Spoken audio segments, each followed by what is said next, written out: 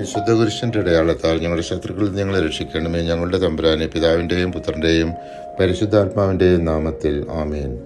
കർത്താവ് മോശയോട് കൽപ്പിച്ചതുപോലെ തൻ്റെ വടി കടലിന് മുകളിൽ നീട്ടിയപ്പോൾ കടൽ രണ്ടായി പിളർന്ന് ഇടയിലെ വരണ്ട ഭൂമിയിലൂടെ ഇസ്രായേൽക്കാർ മറുകരയിലെത്തി.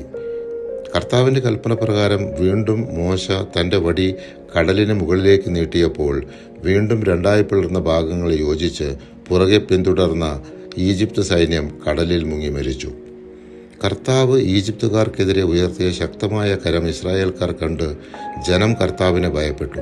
കർത്താവിനെയും അവിടുത്തെ ദാസനായ മോശയെയും വിശ്വസിക്കുകയും ചെയ്തു. മോശ കർത്താവിനെ സ്തുതിച്ചു. കർത്താവ് എൻ്റെ ശക്തിയും സംരക്ഷകനുമാകുന്നു. അവിടുന്ന് എനിക്ക് രക്ഷയായി ഭവിച്ചിരിക്കുന്നു. അവിടുന്നാണ് എൻ്റെ ദൈവം, ഞാൻ അവിടുത്തെ സ്തുതിക്കും. അവിടുന്നാണ് എൻ്റെ പിതാവിൻ്റെ ദൈവം, ഞാൻ അവിടുത്തെ കീർത്തിക്കും. പുറപ്പാട് 15-ാം അധ്യായം 2-ാം തിരുവചനം. അവർ ചെങ്കടൽ കടന്ന് ഷൂർ മരുഭൂമിയിൽ പ്രവേശിച്ച് മാറ എന്ന സ്ഥലത്തെത്തിയപ്പോൾ അവിടുത്തെ വെള്ളം കയ്പുള്ളതായി കാണപ്പെട്ടു. മോശ കർത്താവിനോട് അപേക്ഷിച്ച് ഒരു തടിക്കഷ്ണം ആ വെള്ളത്തിലിട്ടപ്പോൾ അത് മധുരമുള്ള വെള്ളമായി. അവിടുന്ന് അരുളി ചെയ്തു, നീ നിന്റെ ദൈവമായ കർത്താവിൻ്റെ സ്വരം ശ്രദ്ധാപൂർവം ശ്രവിക്കുകയും അവിടുത്തെ ദൃഷ്ടിയിൽ ശരിയായത് പ്രവർത്തിക്കുകയും അവിടുത്തെ കൽപ്പനകൾ അനുസരിക്കുകയും ചട്ടങ്ങൾ പാലിക്കുകയും ചെയ്താൽ ഞാൻ ഈജിപ്തുകാരുടെ മേൽ വരുത്തിയ മഹാമാരികളിൽ ഒന്നും നിന്റെ മേൽ വരുത്തുകയില്ല.